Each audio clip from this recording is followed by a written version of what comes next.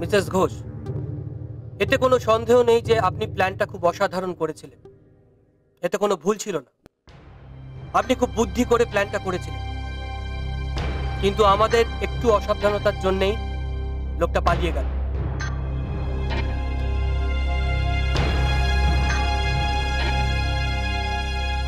Hello mister Ghatak. Yes, speaking. Sir, আমি উষসী বলছি, উষসী ঘোষ। হ্যাঁ বলুন মিসেস ঘোষ। স্যার, পুলিশ তো বাইরে থেকে যারা এসেছে তাদের থানায় হাজিরা দিতে বলেছে। ইয়েস। স্যার, এমনও তো হতে পারে ওখানে যারা আসবে তাদের মধ্যে কেউ টেররিস্ট গ্রুপের একজন। হতেই পারে, ইনফ্যাক্ট সেই চান্সও আছে। স্যার, আমরা যদি এই খবরটা ওদের মধ্যে ছড়িয়ে দিতে পারি সুন্দরী টেররিস্টদের হাত থেকে পালিয়ে গেছে আর একটা হাসপাতালে গিয়ে ভর্তি আছে, তাহলে তো ওদের গ্যাংয়ের লোকটিও সেই খবর জানবে। তারপর সেটা জেনে প্রথমে তার গ্যাংয়ের লোকের সঙ্গে কন্ট্যাক্ট করার চেষ্টা করবে। আমরা যদি তখন থানা এবং আশপাশের সমস্ত লাইন জ্যাম করিয়ে রাখতে পারি তাহলে সে আর কাউকে ফোন করতে পারবে না। সে হয়তো সরাসরি হাসপাতালেই চলে যাবে। আর এভাবেই সে আমাদের ট্র্যাপে পড়বে। ওকে অ্যারেস্ট করতে পারলেই আমরা পুরো গ্যাংটাকে অ্যারেস্ট করতে পারবো।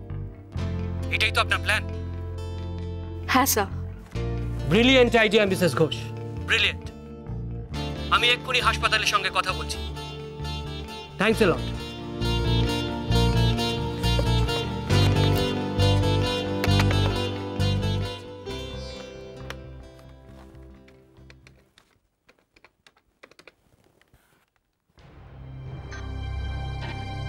হ্যালো ডক্টর রয়, আমি মিস্টার ঘটক কথা বলছি। কয়েক ঘন্টার জন্য আপনার হসপিটালের একটা অংশ আমি ব্যবহার করতে চাই। না না, ব্যাপারটা খুব সিক্রেট। আপনাদের স্টাফকে ওখান থেকে সরিয়ে ফেলতে হবে, আমাদের লোক থাকবে। আমাদেরকে আরো সতর্ক থাকতে হবে। আমাদের শত্রুরা জানে আমাদের কোথায় শক্তি বা দুর্বলতা, কিন্তু আমরা সত্যিই জানি না তাদের দুর্বলতা বা শক্তির কথা।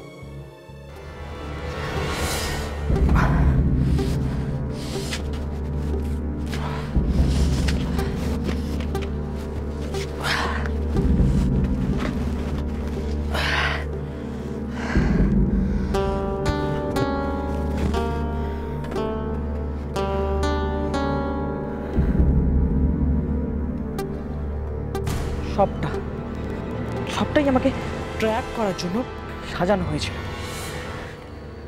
আর এই সব কিছুর পেছনে ওই বাড়ির বউ উষসী ঘোষও ছিল। ওর থেকে সাবধানে থেকো। হ্যাঁ, মেয়েটার সাংঘাতিক বুদ্ধি ধরে, দরকারের থেকে একটু বেশি। প্রতিটা পদক্ষেপে আমাকে যেন চ্যালেঞ্জ করছে। তাহলে উড়িয়ে দাও। না না, ও আমার লক্ষ্য নয়। আমার লক্ষ্য আরো বড়। আর এসব ছোটখাটো ঘটনা আমাকে আমার লক্ষ্য থেকে সরাতে পারবে না। ওকে এখন শেষ করা মানে তো পুলিশের নজর এদিকে টেনে আনা, আর সেটা আমার কোনো কাজে সাহায্য করবে না। চিন্তা করো না, ওর এই বেশি বুদ্ধির পুরস্কার ও কালকেই পেয়ে যাবে। মন্দিরে যখন শয়ে শয়ে ডেড বডির মাঝখানে ওর লাশটাও পড়ে থাকবে।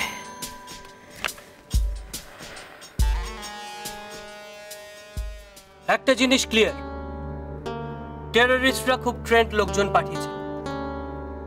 আজ হাসপাতালে আমাদের এতগুলো লোক ছিল আর ও একা, তাও ও ট্র্যাপ এড়িয়ে পালিয়ে গেল। স্যার, আমার মনে হয় আমাদের আরো সাবধান হওয়া উচিত। রাইট স্যার, কাল পুজোর দিন আমরা যদি ওখানে ভক্তদের ঢোকা নিষেধ করে দিই, কাল ওখানে যদি লোকজনদের না ঢুকতে দেওয়া হয়, টেররিস্টরা ডেফিনেটলি কাল ওখানে অ্যাটাক করবে না। না, কারণ ওরা অ্যাটাক না করেও প্রমাণ করে দিতে পারবে পুলিশ প্রশাসন কতটা ব্যর্থ, কতটা অকর্মণ্য। এটাও প্রমাণ হয়ে যাবে যে আমরা ওদেরকে ভয় করি।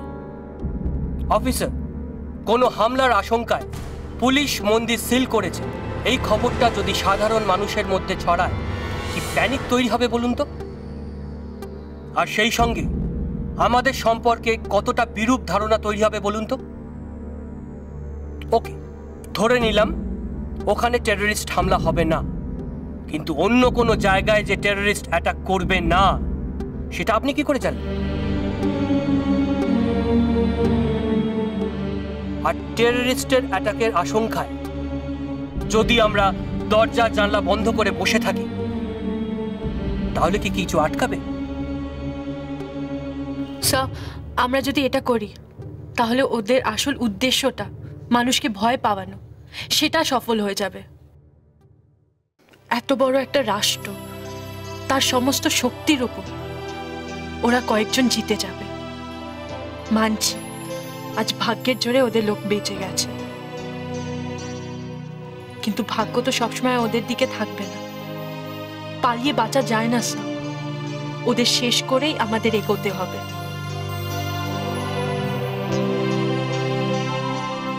অফিসার, শুনেছেন মিসেস ঘোষ কি বলছেন? জেনে রাখুন, এটাই এই দেশের সাধারণ মানুষের কথা, যাদের রক্ষা করবার জন্য আমরা এই ইউনিফর্ম পরার অধিকার পেয়েছি। অফিসার্স, আপনাদের মধ্যে কারুর যদি মনে হয় যে টেররিস্টরা আমাদের থেকে শক্তিশালী, তাহলে আমাকে এক্ষুনি বলবেন,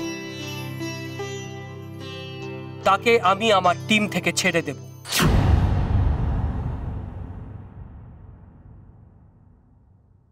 লড়াই করবার আগে কোনো হেরে যাওয়া সৈনিক নিয়ে আমি যুদ্ধের ময়দানে দাঁড়াতে চাই না। ভয় একটা ছোঁয়াচে অসুখ। আমার টিমের মধ্যে যদি কারুর এই অসুখ থেকে থাকে তাহলে এটা সবার মধ্যে ছড়িয়ে পড়তে পারে। সো অফিসার্স, আমি আপনাদের 5 মিনিট সময় দিচ্ছি ডিসাইড করবার জন্য আপনারা এই টিমে থাকবেন কি না।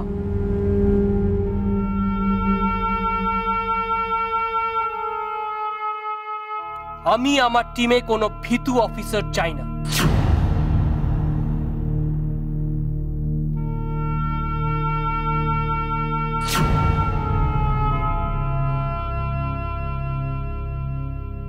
Is that clear? Yes, sir. কেউ টিম ছেড়ে যেতে চান? No, sir. No, sir. No, sir. ওকে, দেন আমরা আলোচনায় ফিরে আসি।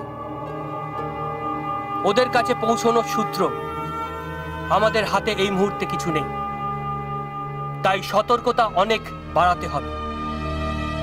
এতটুকু অস্বাভাবিক কিছু আমাদের চোখ যেন না আড়ায়, আমরা যেন কোনো কিছুকে ইগনোর না করি।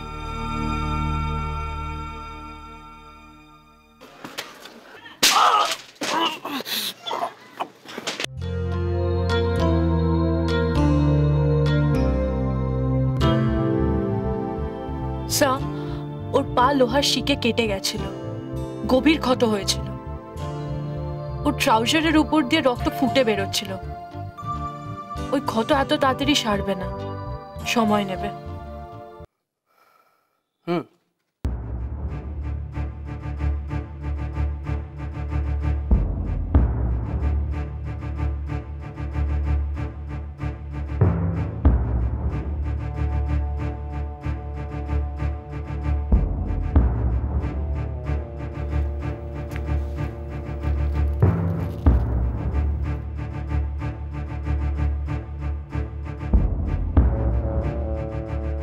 আসতে যত দেরি করবে মা তত ক্ষেপে বোম হবে, তারপর দুম করে ফাটবে।